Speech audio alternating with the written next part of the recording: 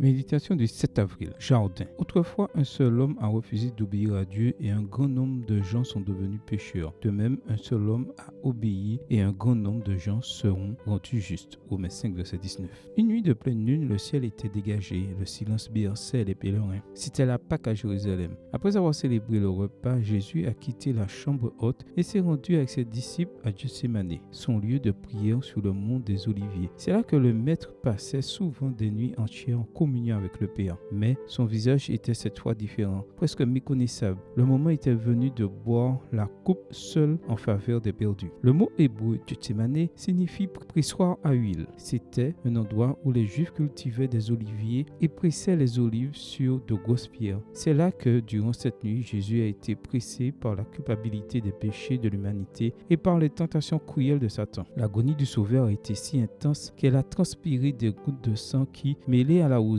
ont humidifié l'herbe du jardin. L'épisode de Gethsémanée a certainement un rapport avec un autre jardin, celui d'Éden, le lieu de délices où Adam a ouvert la voie au péché. Ellen White écrit: le jardin d'Éden, avec sa souillure de désobéissance, doit être soigneusement étudié et comparé au jardin de Gethsémanée, où le Rédempteur du monde a souffert une agonie surhumaine lorsque les péchés du monde entier ont été reportés sur lui. Extrait du livre Christ triomphant, 18 janvier, page 24, écrit par Ellen G. White. Le jardin est la première maison de l'homme, le lieu où tout a commencé, la joie du premier amour et la tristesse de la séparation. C'était un lieu de découverte et de désillusion, mais le péché n'a pas pris Dieu par surprise. Le Seigneur avait déjà conçu un plan pour donner aux êtres humains la possibilité de retourner chez eux. Voir Genèse 3, verset 15. Des millénaires plus tard, nous retrouvons le Créateur dans un jardin, cette fois pour relever l'humanité. Là où le premier Adam est tombé, Jésus a vaincu. À Gethsémanée, en suant des gouttes de sang, le Christ a démontré qu'il ne nous abandonnait pas. Ce mélange de sang, de larmes et de rosée est la garantie de notre retour dans l'Éden perdu. Aujourd'hui, je t'invite à entrer dans un autre jardin, le jardin de la prière.